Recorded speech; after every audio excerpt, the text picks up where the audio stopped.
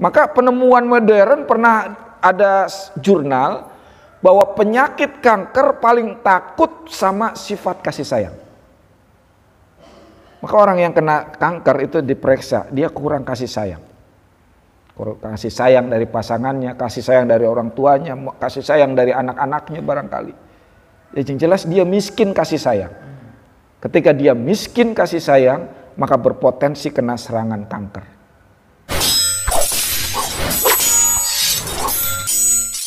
As-salatul jami'ah. Assalamualaikum warahmatullahi wabarakatuh. Bismillah walhamdulillah, wassalatu wassalamu ala rasulillah, sayyidina wa maulana Muhammadin ibni Abdillah wa ala alihi wa ashabihi wa mawalah, la haula wa la quwata illa billah, amma ba'du. Alhamdulillah, puji syukur senantiasa kita panjatkan ke ilahi Rabbi yang telah memberikan kita berbagai macam nikmat, dan atas izin serta ridhonya alhamdulillah di tengah berbagai kesibukan kita, di banyaknya aktivitas kita, bahkan di tengah-tengah pandemi yang masih belum berakhir, kita masih bisa bersyukur alhamdulillah dibuka kembali majlis kita. Ini merupakan karunia berkah dari Allah Subhanahu wa taala. Karena orang sering ribut di situasi pandemi seperti ini, jamaah atau tidak, sholat Jumat atau tidak, dan lain sebagainya, tapi dia melupakan taklim. Padahal menuntut ilmu itu lebih wajib daripada sholat. Faridotun, yaitu faridotun bukan fardun. Kalau sholat fardun, kalau menuntut ilmu faridotun, itu isim tafdil, lebih lagi wajibnya. Karena itu merupakan ini sebuah anugerah. Mudah-mudahan talim kita hari ini dan terus tidak libur-libur lagi, insyaallah. Amin ya robbal alamin. Bapak sekalian hadirin yang dimuliakan oleh Allah Subhanahu wa taala, karena itu sekali lagi senantiasa kita tidak henti-hentinya memanjatkan puji syukur kehadirat Allah Subhanahu wa taala. Seraya sholawat besar salam senantiasa kita curahkan kepada junjungan kita Nabi besar Muhammad sallallahu alaihi wasallam. Mari sama-sama, tadi udah baca surah Fatihah. Yuk kita buka dulu dengan membaca surah Fatihah dan sholawat 3 kali. Mudah-mudahan dengan bacaan-bacaan ini musibah pandemi di negeri kita dan di negeri-negeri yang lainnya semoga diangkat oleh Allah Subhanahu wa taala. Yang sedang sakit semoga diangkat penyakitnya oleh Allah Subhanahu wa taala. Yang dalam kesulitan semoga diberikan kemudahan. Yang dalam kesempitan semoga diberikan kelapangan, dan mudah-mudahan segala niat baik hajat kita dikabul oleh Allah Subhanahu wa taala. Ala hadiniya wa la kulli niyatin sholihah ila hadratin Nabil Mustafa Muhammadin sallallahu alaihi wasallam. Al-Fatihah. A'udzu billahi minasy syaithanir rajim. Bismillahirrahmanirrahim. Alhamdulillahi rabbil alamin, arrahmanir rahim, maliki yaumiddin, iyyaka na'budu wa iyyaka nasta'in, ihdinas siratal mustaqim, siratal ladzina an'amta 'alaihim ghairil maghdubi 'alaihim waladdallin. Amin. Ya Nabi salam, ya Rasul salam alaika, ya Habib salam alaika, salawatullah Allah ya Nabi salam,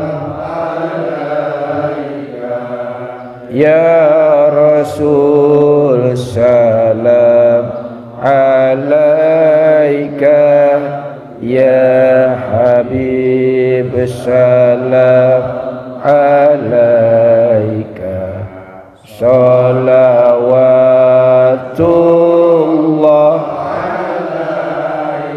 Allah ya Nabi salam, ya Rasul salam alaika, ya Habib salam alaika, salawatullah. Bismillahirrahmanirrahim. Kita kembali membahas, mengkaji kitab Wasiatul Mustafa, di mana kitab ini disusun oleh Syekh Abdul Wahab Asy-Sya'rani yang berisi tentang wasiat-wasiat Rasulullah sallallahu alaihi wasallam kepada sahabat Ali bin Abi Thalib karramallahu wajhah. Tentu wasiat ini bukan hanya ditujukan kepada sahabat Ali saja, tetapi juga wasiat ini hendaknya untuk kita jadikan perhatian, untuk kita jadikan amalan, untuk kita jadikan aktivitas ya, sehari-hari kita. Karena semua wasiat ini adalah berkaitan dengan kehidupan kita di dunia dan kehidupan kita nanti di akhirat. Kata Rasul, orang yang menjaga wasiat-wasiat ini, insya Allah dia hidup di dunia mulia, dan di akhirat ataupun kalau mati dia menjadi mati syahid. Nah, mudah-mudahan kita yang mempelajari wasiat-wasiat Rasulullah ini juga dikategorikan sebagai orang yang hidup mulia dan matinya menjadi mati yang syahid. Amin ya rabbal alamin. Apa di antara wasiat tersebut? Ya. Di mana Rasulullah sallallahu alaihi wasallam bersabda, ya Ali, wahai Ali, tamanna Jibril, malaikat Jibril pernah berangan-angan ayyakuna min bani Adam, ingin menjadi manusia, ingin menjadi Bani Adam. Jadi malaikat Jibril suatu hari pernah berangan-angan ingin menjadi manusia. Malaikat aja ingin jadi manusia, ya. Ini manusia pengen jadi yang lain. Malaikat Jibril, sekelas malaikat Jibril pernah berangan-angan menjadi manusia. Kenapa sampai malaikat Jibril pernah berangan-angan ingin menjadi manusia? Lisab'i khishalin, karena 7 perkara. 7 perkara inilah yang menyebabkan malaikat Jibril pernah berangan-angan, bercita-cita pengen jadi manusia. Itu artinya kita yang sudah ditakdirkan menjadi manusia sangat beruntung sekali kalau menjalankan 7 perkara ini. Karena 7 perkara inilah yang diincar oleh malaikat Jibril. Itu artinya kalau udah malaikat Jibril mengincar, 7 perkara ini adalah 7 perkara yang sangat hebat, luar biasa. Baik dari segi keutamaan-keutamaannya, fadilah-fadilahnya, maupun dari mendekatkan atau takarubnya kita kepada Allah. Cara bagaimana Allah mencintai kita. Bagaimana mendatangkan rahmat, ampunan, maghfirah, berkah dari Allah. 7 perkara ini. Yang 7 perkara inilah yang sehingga malaikat Jibril pengen jadi manusia. Nah, kita yang sudah jadi manusia hendaknya harus kita pegang 7 perkara ini, jangan disia-siakan selama dan sepanjang kita masih hidup di dunia. Rugi besar. Apa itu 7 perkara tersebut? As-shalawatil khamsi ma'al imam, yakni sholat 5 waktu bersama imam. Artinya apa? Sholat jamaah. Ternyata sholat jamaah dalam pandangan malaikat Jibril memiliki keutamaan yang sangat dahsyat. Malaikat Jibril tahu bagaimana fadilah keutamaan daripada sholat berjamaah, sehingga malaikat Jibril, kalau gua jadi manusia, ibaratnya bahasa kita, gua gak bakalan ninggalin sholat jamaah dalam keadaan apapun, dalam kondisi apapun.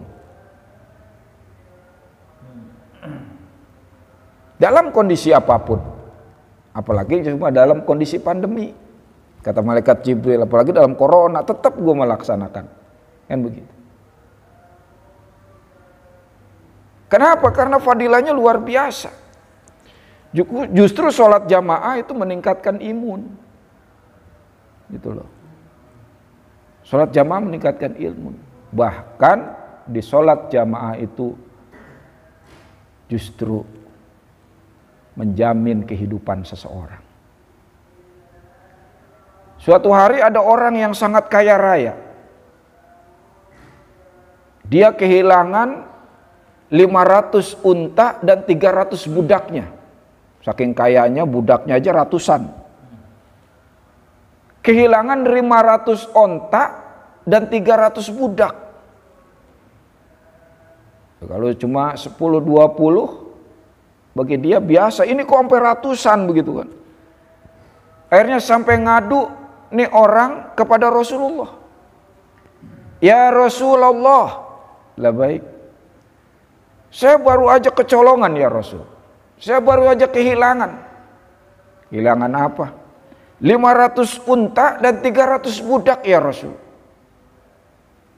Apa kata Rasul? Ini barangkali Anda sering meninggalkan takbiratul ihramnya imam. Anda sering meninggalkan takbiratul ihramnya imam. Loh, emang ngaruh ya Rasul? Ada efeknya ke situ? Masya Allah. Kata Rasul, seharusnya Anda ketika Anda sering meninggalkan takbiratul ihramnya imam, Anda harusnya kehilangan seluruh onta Anda. Bukan hanya 500 onta. Kalau Anda sering kehilangan takbiratul ihramnya imam, maka Anda sesungguhnya kehilangan seluruh onta Anda.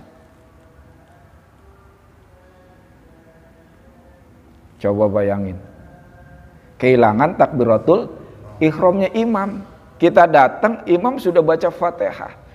Apalagi imam sudah baca surat yang lain. Apalagi kita datang, imam sudah rakaat kedua. Apalagi kita datang, imam sudah tahiyat tasyahud akhir.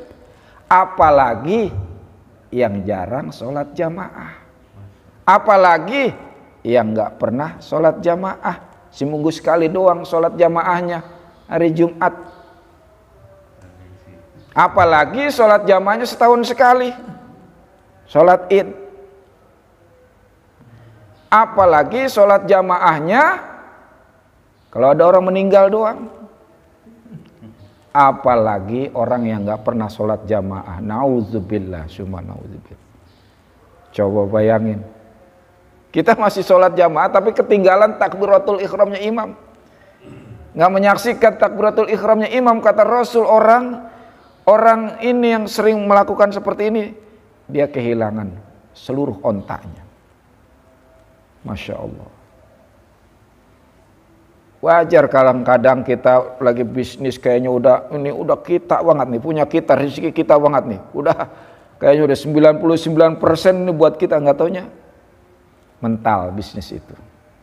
Nggak taunya hilang, nggak taunya mentok, nggak taunya nggak jadi. Boleh jadi ada takbiratul ihram imam yang kita tinggalin. Masya Allah. Maka inilah yang kemudian, ini baru dari sisi materi, ya kan? Belum dari sisi-sisi yang lainnya. Yang ini kemudian menyebabkan malaikat Jibril tidak akan meninggalkan sholat berjamaah. Sholat sendiri dinilai 1. Sholat jamaah 27 derajat.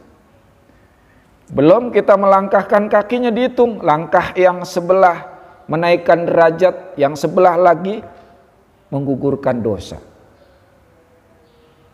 Pokoknya Rasulullah seringkali kalau berangkat ke masjid, beliau berangkat beda, pulangnya beda jalannya. Itu loh. Beda.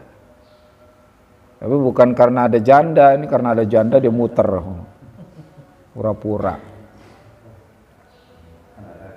Iya. Supaya apa? Supaya banyak yang menyaksikan juga alam semesta, bebatuan, pepohonan, rumah-rumah penduduk, ya. Setiap yang kita lewatin itu menjadi saksi kita nanti di akhirat bahwa orang ini melaksanakan sholat jamaah berangkat ke masjid. Masya Allah. Iya. Makanya beda orang yang sholat jamaah di rumah juga dengan di masjid beda. Fadilahnya, keutamaannya banyak yang hilang kalau kita sholat jamaah di rumah. Sholat sunnah, ya kita disunahkan di rumah. Lalu sholat fardu di masjid. La sholata li jaril masjid illa fil masjid. Kata Rasul, tidak sempurna sholat seseorang yang bertetangga dengan masjid kecuali di masjid. Makanya mohon maaf, rumah sebesar apapun, segede apapun, semewah apapun, sedekat apapun dengan masjid, tapi kalau penghuninya tidak sholat jamaah di masjid, itu dalam pandangan Allah rumah yang paling buruk. Nauzubillah. Jadi jangan bangga punya rumah dekat masjid. Rumah di mana? Wah, saya mau mepet sama masjid, oh Ustaz. Cuma selangkah aja juga ke masjid. Sholat jamaah kadang-kadang. Masya Allah. Tapi rumah yang paling baik adalah rumah yang paling jauh dari masjid, tapi penghuninya sholat jamaah di masjid. Allahu Akbar. Berbahagialah rumah yang jauh dari masjid. Meskipun sederhana rumahnya, tapi dalam pandangan Allah itu rumah yang terbaik. Rumah yang paling mewah, yang paling berkah, karena penghuninya sholat jamaah di masjid.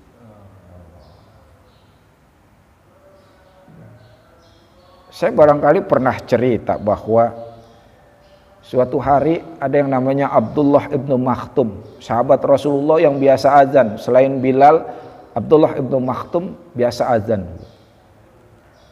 Beliau buta Pak, matanya buta. Setiap hari ke masjid dipapah oleh budaknya. Suatu hari budaknya nggak ada, meninggal. Akhirnya Abdullah selesai sholat izin sama Rasul, ya Rasulullah, lah baik. Bagaimana kalau saya sholatnya di rumah saja ya Rasul? Kenapa emang? Saya buta ya Rasul, yang nganterin udah nggak ada, ribet banget saya nih. Kira-kira bahasa kitanya begitu. Jadi izinkan saya kalau sholat jamaahnya di rumah saja ya Rasul. Saya sholat fardunya di rumah. Oh begitu? Iya ya Rasul. Ya udahlah, silakan. Begitu Abdullah ibnu Makhtum mau keluar dari masjid, ditanya lagi oleh Rasul, ya Abdullah, apakah kamu mendengar panggilan azan? Ya kalau dengar ya Rasul, pendengaran saya masih awas. Kalau pendengaran masih awas, yang nggak lihat tuh mata saya. Kalau azan dengar banget saya. Kata Rasul, selama engkau masih mendengar panggilan azan, maka penuhi panggilan azan meskipun kamu merangkak. Masya Allah. Di sini ada yang matanya buta di sini. Nah, paling min doang min, ya kan? Paling min doang. Abdullah ibnu Maktum matanya buta, tidak dikasih dispensasi oleh Rasul untuk sholat di rumah. Lah apalagi kita. Masya Allah. Apalagi kita. Sehingga dengan tertatih-tatih Abdullah berangkat pulang pergi ke masjid. Kalau siang masih banyak orang, kalau subuh beliau harus jalan dini hari berangkat ke masjid. Dengan tertatih-tatih suatu hari, suatu malam dini hari di tengah jalan terjatuh Abdullah, tersungkur. Terjerambab, berdarah Abdullah. Pulang gitu ngambek, enggak. Abdullah jalan terus berangkat menuju masjid. Begitu keluar dari masjid sudah ada orang laki-laki. Ya Abdullah, kenapa? Mau kemana? Mau pulang. Ayo aku antar. Diantar sama orang laki-laki itu. Sampai besoknya kemudian Abdullah keluar lagi dari rumah dini hari. Abdullah, kenapa? Mau kemana kamu? Mau ke masjid? Ayo aku antar. Diantar lagi. Setiap hari Pak, Abdullah ke masjid diantar tuh sama orang laki-laki. Sampai nggak enak hati Abdullah, akhirnya pulang ke rumah, diantar. Setelah nyampe rumah ditanya oleh Abdullah, Mas, bukan berarti yang nganter nih orang Jawa, bukan, bahasa saya aja ini mah. Sampean siapa Mas? Sudah, sampean nggak perlu tahu. Oh nggak begitu, saya pengen terima kasih sama sampean, setidaknya saya tahu nama sampean. Udah nggak usah. Dan begitulah Mas, saya nggak enak. Saya kan pengen doain sampean juga. Udah, aku nggak perlu doa situ, kata yang nganter. Aku nggak perlu doa situ, yang penting aku siap nganterin jenengan pulang pergi, siap 24 jam saya standby. Oh nggak bisa begitu saya kan belum kenal. Walaupun kamu baik kayak apapun saya harus tahu. Demi Allah, saya nggak mau dianterin sampean kalau sampean nggak membuka siapa identitas sampean. Karena Abdullah pakai nama Allah bersumpah, ini takut nih orang. Apa kata orang tersebut? Ya lu bawa-bawa Allah sih katanya. Yaudah dah gua ngaku katanya. Ketahuilah Abdullah, siapa kamu? Aku adalah iblis. Iblis laknatullah. Lu nggak salah alamat nih. Salah alamat gimana? Biasanya lu malah menghalangi orang ke masjid. Ini malah nganterin gua bolak-balik. Lu udah insaf. Lu tobat lu. Kek tawa iblis. Kagak Abdullah. Terus kenapa? Lu pernah ingat enggak suatu hari di dini hari tanggal sekian bulan sekian lu jatuh di tengah jalan ketika berangkat sholat subuh? Oh iya ingat saya. Kalau nggak salah di Serdang AC 3 itu kalau nggak salah.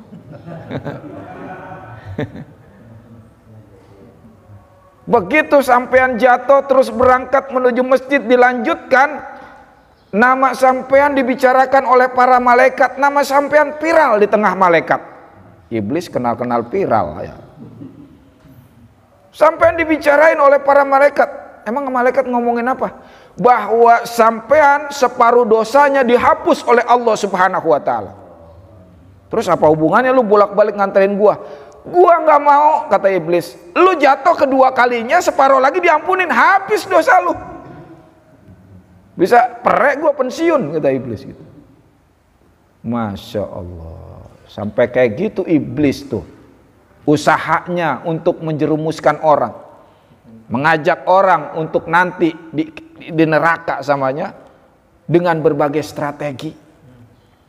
Dengan berbagai strategi. Pertama, orang dihalangi ke masjid. Dihalangi ke masjid. Dengan apa aja halangannya? Bisa anak, kalau enggak bini, ya kan, ngapain sih bang ke masjid, sini aja gitu kan. Ada yang begitu. Kadang-kadang bini enggak, anak enggak, cuaca ya. Mau berangkat ke masjid gerimis. Pengen begini aja, wah ini mau hujan, gede banget ini hujan. So tahu. Iya kalau masjid begitu so tahu. Giliran ke pesta aja, mau nonton aja. Begitu keluar gerimis, oh ini sebentar lagi berhenti ini mau hujan. Beda motivasinya. Lah iblis itu, ya kan? Karena kemaksiatan itu dijanjikan di depannya adalah kenikmatan. Iya, kalau ketaatan, kebaikan di depannya menjanjikan kerugian, kesempitan. Ya. Dihalangi dengan berbagai cara, ternyata orang masih berangkat ke masjid. Pakai strategi yang lain. Dia bikin gak khusyuk sholatnya, ya kan? Oke lah dia orang ini khusyuk, dibikin strategi lain sama iblis. Apa itu? Dia bikin ujub orang itu. Dia bikin takabur orang itu. Begitu keluar masjid, ya orang-orang kesian banget ya belum pada ke masjid.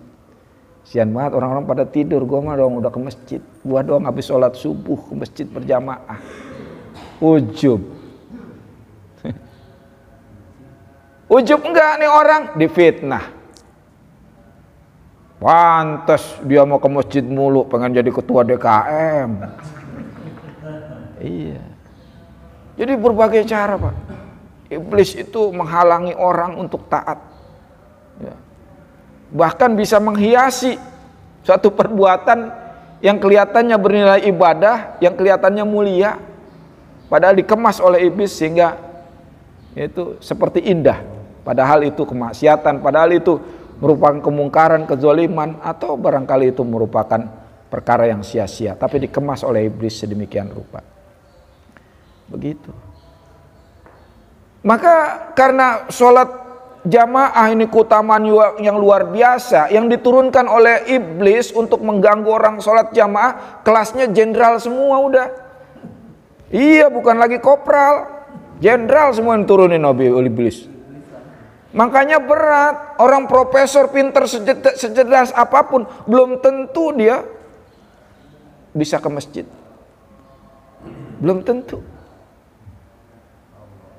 Seorang jenderal sekalipun, panglima sekalipun, kalau belum tentu dia kuat ke masjid.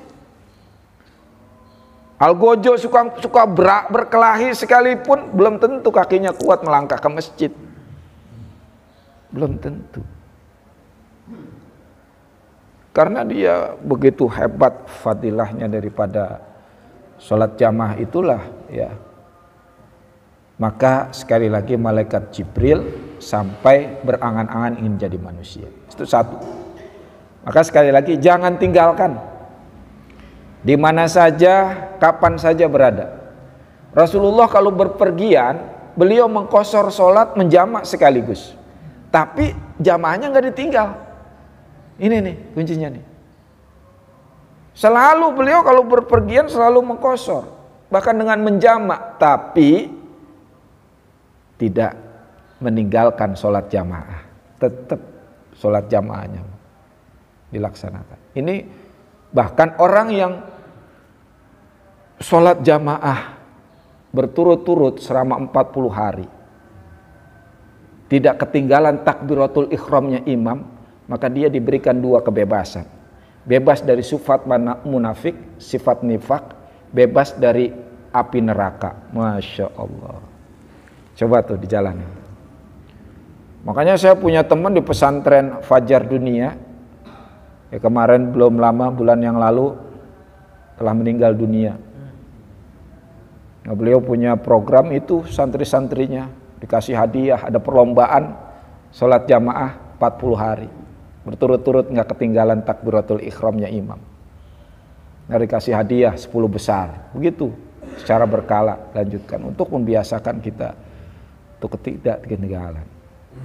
Kalau kita biasa melaksanakan sholat jamaah itu udah ada kayak alarmnya. Sebelum masuk waktu sholat kita udah mikir mau sholat di mana nih. Kalau lagi berpergian itu udah langsung nyari masjid. Gitu loh. Tapi kalau orang yang nggak biasa terjamaah sholat jamaah di masjid, ya los saja. Apalagi lagi berpergian, udah nggak ada beban, loss gitu. Maka sekali lagi mudah-mudahan kita diberikan kekuatan untuk istiqomah dalam sholat jamaah, amin. Yang kedua, wa mujalasatil ulama, dan duduk bersama para ulama. Sering duduk pada ulama, sering duduk di majelis ilmu. Ini luar biasa duduk di majelis ilmu. Beda ketika kita searching di Google, mendengarkan radio, mendengarkan tausiah melalui jet-jet kita. Itu beda dengan duduk di majelis ilmu. Banyak fadilahnya yang gak didapat ketika orang duduk di majelis ilmu. Makanya Ka'ab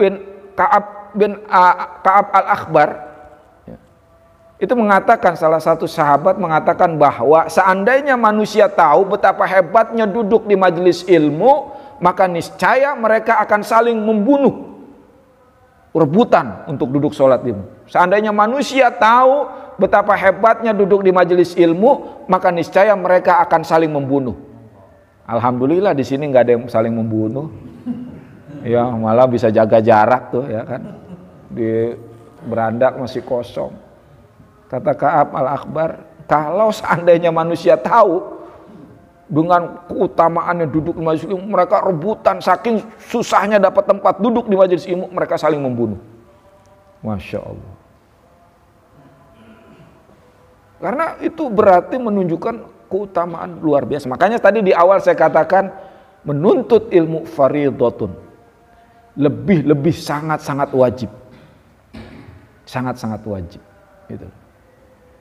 Bahkan orang yang 40 hari tidak duduk di majelis ilmu, tidak mendapat siraman rohani, sama sekali tidak dapat siraman rohani selama 40 hari berturut-turut, maka hatinya akan keras dan dia berpotensi melakukan dosa besar. Maka itu ya, hati-hati. Maka duduk bersama ulama, duduk di majelis ilmu itu merupakan fadilah yang luar biasa, yang kata malaikat Jibril, kalau gua jadi manusia nggak bakalan gua tinggal, nggak bakalan gua tinggal. Tuh. Yang berikutnya apa? Yang berikutnya wa iyadatul marid, yakni mengunjungi, menjenguk orang yang sakit. Menjenguk orang yang sakit itu merupakan perintah agama juga. Bukan hak muslim terhadap muslim yang lainnya.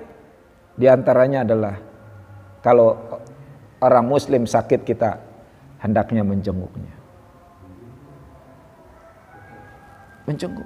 Bahkan mestinya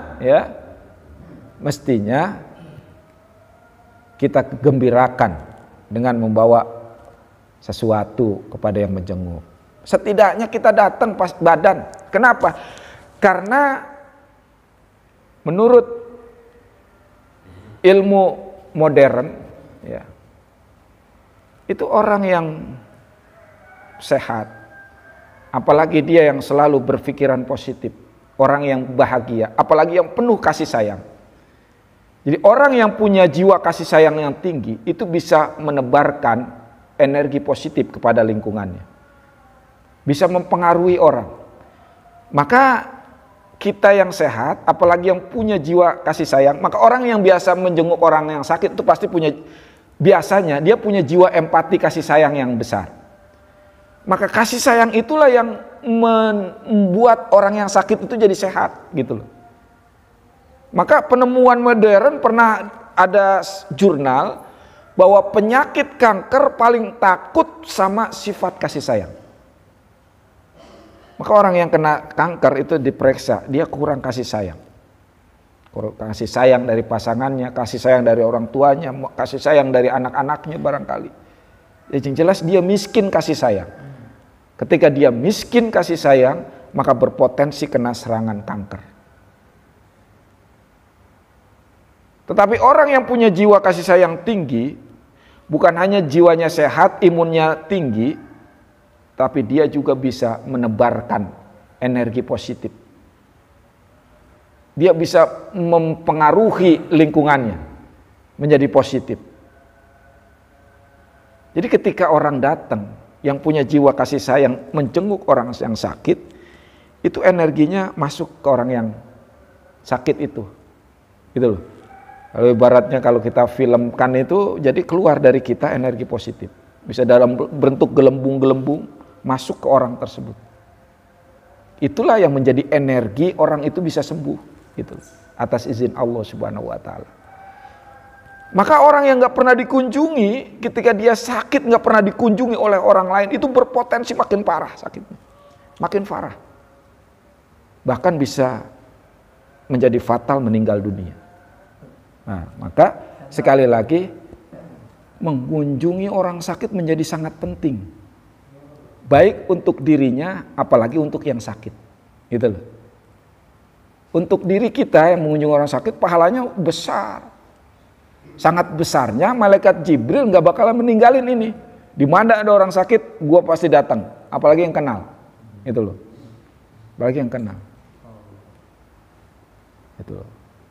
Nah itu karena pahalanya yang besar itulah maka malaikat Jibril nggak mau meninggalin. Dan tentu utamanya sangat besar, ya. Tuh. Nah berarti apa namanya? Ternyata yang kita anggap sepele itu luar biasa. Bagi pandangan malaikat Jibril, kita anggap biasa. Kadang-kadang ada yang sakit kita nggak tahu. Padahal kadang-kadang pura-pura nggak tahu. Udah sembuh aja kita pura-pura negor. Kemana aja udah seminggu nggak kelihatan. Padahal kita tahu dia sakit. Cuma kita ogah bawa-bawa apa-apa gitu kan. Ogah datenginnya begitu. Ya itu. Malah kemudian apa namanya? Yang hal berikutnya adalah ikramul jar, memuliakan tetangga. Memuliakan tetangga ini juga fadilahnya luar biasa. Maka mestinya kita bukan hanya ketika tetangga kita sakit kita kunjungi, lagi sehat kita kunjungi silaturahim. Kita bagi sesuatu, apa ada makanan, ya kan? Kalau beli makanan tolong lebihin, kasih tetangga, begitu loh, ya. Ini tetangga dikasihnya doang kalau lagi sakit, mulutnya pahit. Lu gua sakit bawa jeruk banyak banget lu, kemarin gua sehat kagak bawa apa-apa. Iya, orang sakit dibawain apa aja. Bilang lagian sehat nggak saling berbagi, berbagi tangga kita berbagi supaya tumbuh kasih sayang. Sehingga ketika tumbuh saling kasih sayang, saling mengasihi, imun kita tinggi gitu loh. Kita sehat terus.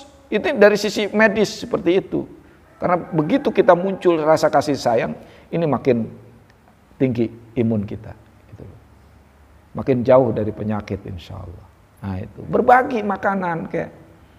Tadi suruh berbagi makanan sama Rasul, bukan berbagi foto makanan. Ini kan kita sering salah nih berbagi foto makanan. Makan apa, beli apa, dipoto, di-share ke grup. Yalah. Orang kebagian fotonya doang, makanannya kagak. Allah, malah bikin jadi orang sedih, jadi orang iri, jadi orang pengen begitu kan ya. Makanan doang. Iya. Tuh ya. Iya. Kemudian apa? Wa tasyyi'il janazah. Ya. Apa itu? Mengurus jenazah. Ini juga penting nih mengurus jenazah nih, ya. Urus jenazah dari mulai memandikan, mengkafani, mensolatkan sampai ke pemakaman kita kuburkan. Ya. Orang yang mensolatkan itu pahalanya mensolatkan jenazah dapat 1 qirot. 1 qirot itu apa? Seperti sebesar gunung Uhud. Masya Allah. Nyolatin. Ya. Bahkan kalau kita sampai mengantarkan jenazah bisa dapat 2 qirot. Pahalanya 2 qirot emas sebesar gunung Uhud. Masya Allah. Pantes malaikat Jibril nggak akan meninggalkan ini. Ya. Ya. Yang kemudian apa? Wasakyil ma. Yani memberi minum pada orang yang membutuhkan, memberi makan, maksudnya memberi ya sedekah, ya tuh memberi minum aja itu luar biasa fadilahnya, apalagi membiasakan sedekah, memberi makan fakir miskin dan lain sebagainya, memberi minum. Ya. Di sini nggak dijelaskan memberi minum siapa aja, bahkan ke makhluk selain manusia sekalipun. Mungkin kita pernah sudah dengar hadis yang masyhur bagaimana seorang perempuan pelacur, ya, gara-gara kemudian dia ada anjing kehausan, sampai dia turun ke sumur pakai hak sepatunya, dikasih minum anjing. Orang ini, perempuan ini, pelacur ini, tobatnya diterima oleh Allah Subhanahu wa ta'ala. Jadi jangan sampai salah tafsirnya, ya. Riwayat ini, oh berarti kita boleh jadi pelacur terus kasih minum anjing, selesai. Bahaya ini. Iya. Apalagi didengar para pelacur yang salah tafsirnya, repot, ya. Iya.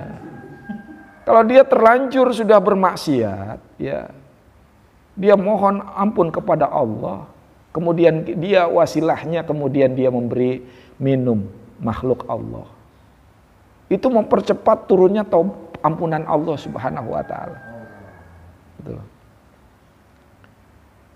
Mempercepat turunnya ampunan Allah Subhanahu wa ta'ala. Begitulah kita dalam ibadah memang selalu berdimensi ilahi, dimensi insani. Selalu di vertikal, horizontal, nggak bisa hanya vertikal saja. Itu bukan dikehendaki oleh Allah. Baik doang secara vertikal, horizontalnya buruk, nggak kaci itu. Nggak kaci, apa istilahnya tuh? Ya, nggak sah. Iya, nggak pas. Iya, atau secara horizontal kita bagus, vertikalnya buruk, apalagi gitu. Jadi Islam itu selalu mengajarkan, bahkan semua syariat selalu berdimensi horizontal dan vertikal. Selalu itu, berdimensi itu. Inilah makanya kemudian, ya, kita diajarkan seperti itu, ya. Untuk sering berbagi, ya. Berbagi makanan, berbagi minuman, gitu ya. Kemudian apa? Wasulhu bainal itsnain, mendamaikan di antara dua orang yang bertengkar. Jangan malah jadi kompor. Ini orang lagi curhat, oh si ini begini banget yang, lu baru tahu lu ya. Gue mau udah kapok sama dia. Bukan orang dinasihatin, ya kan? Apalagi teman yang begitu tuh, teman yang temennya lagi diceritain keburukannya, kemudian malah ditambahin, wah itu bukan teman itu. Ya, harusnya teman yang sejati, teman yang baik adalah ketika dia diomongin, temannya diomongin, ya dijelekin, dia justru mengkanter, dia menutupi. Enggak begitu, setahu saya selama saya teman sama dia, saya lama ya teman sama dia, enggak kayak gitu. Seperti itu, dikanter. Jangan malah, alah, udah mau gue tahu semua kartu dia, lu emang ngapain bergaul sama dia? Gitu. Nah, ini jadi rusak jadinya. Malah seharusnya ada dua orang yang bertengkar, kita damaikan. Bahkan bohong aja boleh, bohong. Bohong nih kita dalam rangka mendamaikan dua orang, wah boleh, bahkan berpahala. Besar pahalanya. Ya. Makanya malaikat Jibril nggak bakal meninggalkan ini ketika ada dua orang yang bertengkar, ya itu mesti akan didamaikan oleh malaikat Jibril. Kenapa? Ketika orang bertengkar jauh dari rahmat Allah. Jauh dari rahmat Allah. Tapi begitu orang itu rukun, damai, bukan dua orang ini saja yang dapat rahmat, seluruh sekitarnya, lingkungannya dapat rahmat Allah Subhanahu wa ta'ala. Kenapa? Ini ada hadis sahih, dulu Rasulullah ketika bulan puasa, beliau keluar rumah bermaksud pengen ngabarin kapan tanggal persisnya malam Lailatul Qadar. Ya. Kharajtu li ukhbirakum bil Lailatul Qadar. Aku sesungguhnya keluar dari rumah ingin mengabarkan kalian tentang kapan persisnya malam Lailatul Qadar.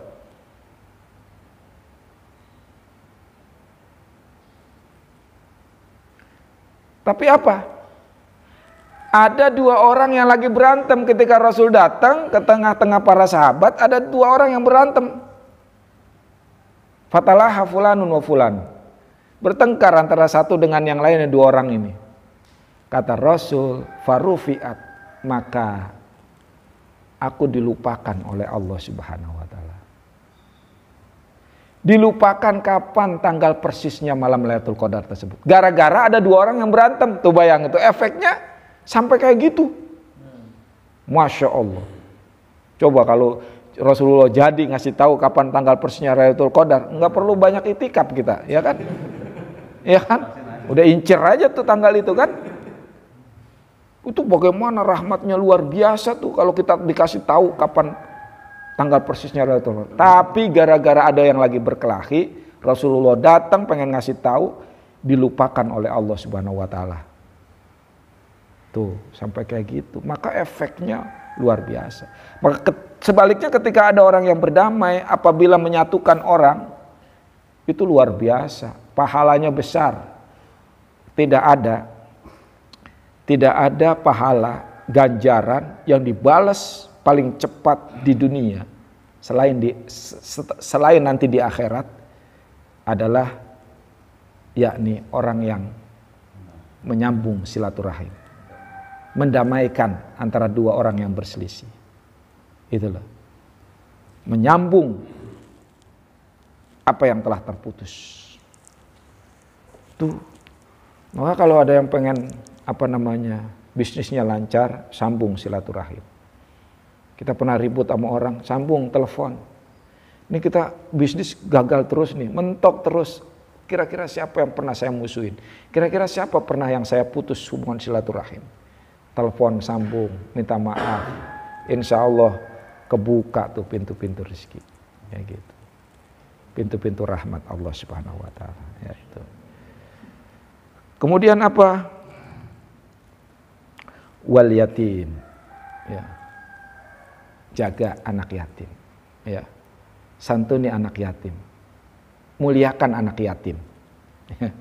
Muliakan anak yatim. Santuni fakir miskin, muliakan anak yatim. Ya. Sedekahi janda-janda tua. Janda-janda muda kawinin.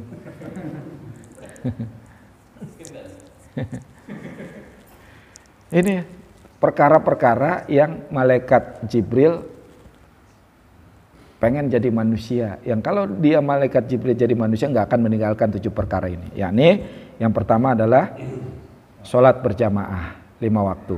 Yang kedua duduk bersama ulama, duduk di majelis ilmu. Yang ketiga mengunjungi orang yang sakit. Yang keempat mengurus jenazah.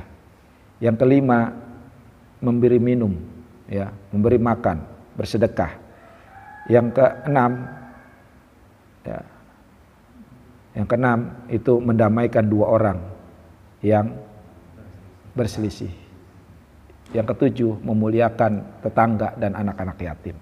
Nah itu, mudah-mudahan semuanya ini bisa kita laksanakan. Bisa kita diringankan untuk mengamalkan amalan-amalan ini, yang kalau ini dilaksanakan insya Allah kita sukses dan bahagia di dunia dan di akhirat. Amin ya rabbal alamin. Terima kasih, mohon maaf atas segala kekurangannya, terima kasih atas segala perhatiannya. Wallahu muwaffiq ila aqwamit thoriq. Wassalamualaikum warahmatullahi wabarakatuh.